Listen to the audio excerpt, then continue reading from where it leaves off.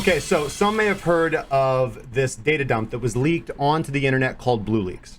BlueLeaks is a 270 gigabyte trove of law enforcement data. And one of the interesting things to come out of it is an FBI report from their Washington field office that reveals how they have tracked and traced dark web criminals laundering dirty Bitcoin by converting it into the privacy coin Monero, right? So obviously it's not really any surprise that they know that this is a practice.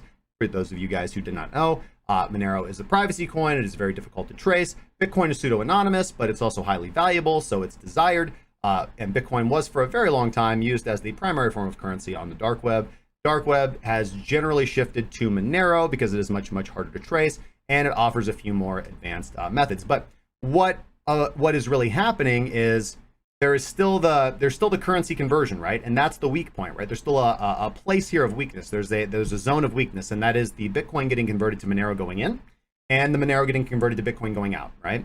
And looking for that opportunity to trace criminals that way. So in these leaked FBI documents, there were 3 cases that were described in which 3 bad actors, or maybe they were good actors, we don't know.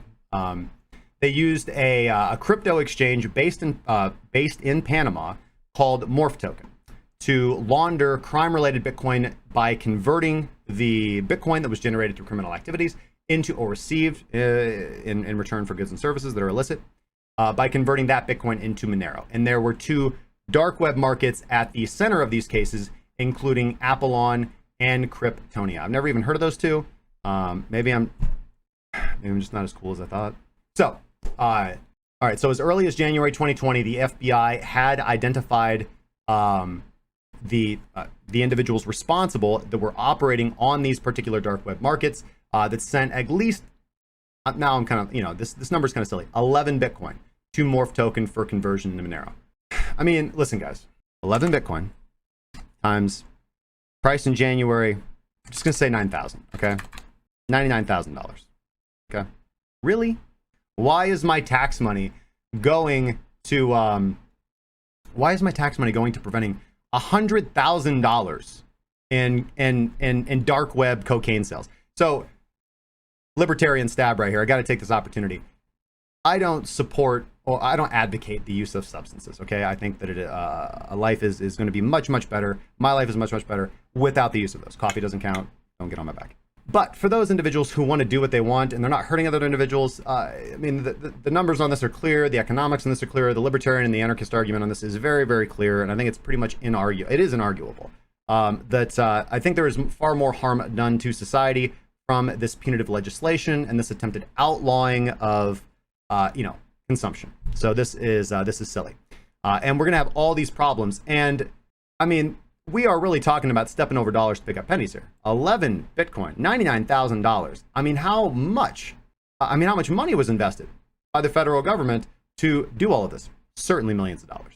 So there is a huge imbalance there. You don't step over dollars to pick up pennies. Getting back to the story, the FBI to do this used a quote unquote proprietary software tool. I don't know, maybe it's a proprietary software tool. Maybe they just hired CipherTrace. But this tool analyzes financial transactions on the Bitcoin blockchain alongside MorphToken's own API system to monitor and track these transactions. So what I'm getting from that is that they probably look at the order book and look at quantity of size and then look at amount sent on the blockchain. So they basically developed a macro scheduler bot. Awesome. I don't even know how to program, and I believe I can do that. Just correlating, because you can do that with a spreadsheet. Okay, time here, size here, time here, size here. Ah, got it. Come on, guys. It's a proprietary tool. And, for the FBI, got to be really proud of them, right?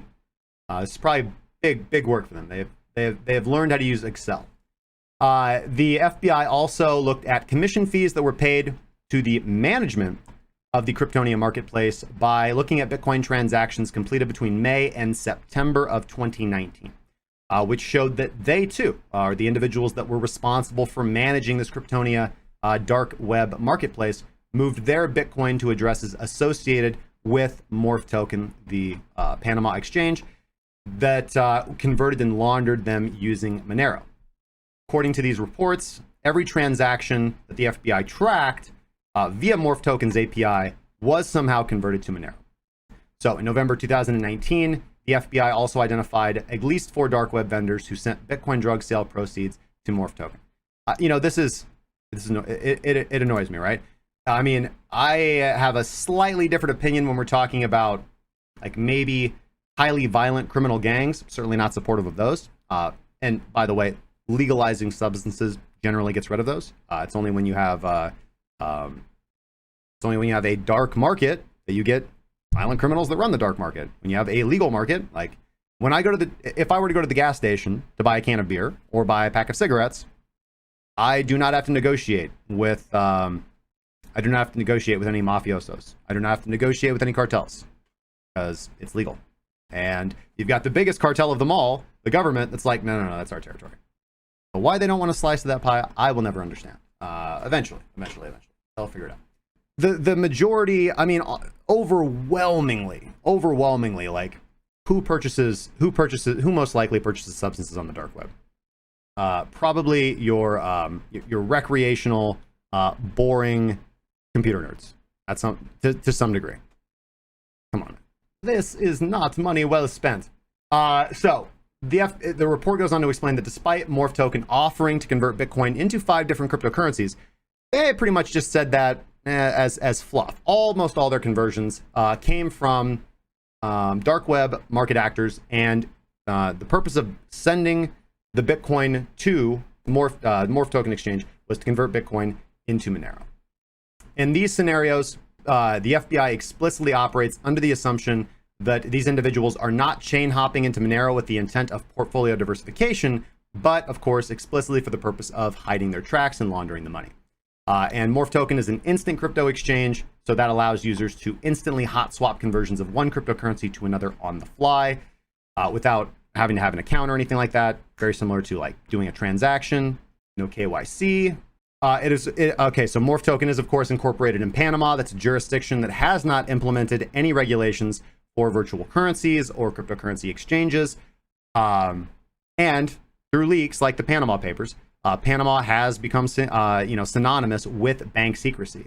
It's pretty popular to use the legal protections and corporate structures in Panama to shield the anonymity of tax evaders and money launderers. It's the most awesome place on earth.